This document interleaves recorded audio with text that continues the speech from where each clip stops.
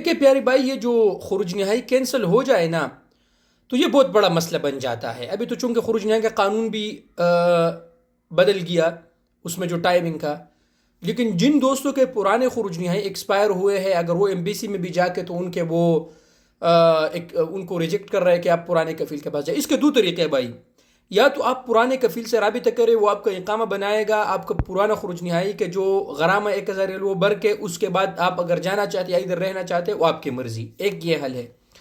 دوسرا جو اس کا حل ہے میرے پیارے بھائی، آپ ایمبیسی میں جائے لیکن اس جگہ پہ جائے جس میں آپ مثال کے طور پر پاکستانی ایمبیسی کے ٹیم یہاں دمام میں آتے ہیں اور آپ کا کفیل مثال کے طور پر دمام میں ہے، تو آپ نے دمام میں آنا ہے. اگر آپ کے کفیل ریاض میں تو ریاض میں آپ جائے، آپ جدہ میں ہے تو جدہ میں جائے، نجران میں ہے تو نجران میں پاکستانی ایمبیسی کے ٹیم آتے ہیں، مدینہ منورہ میں بھی.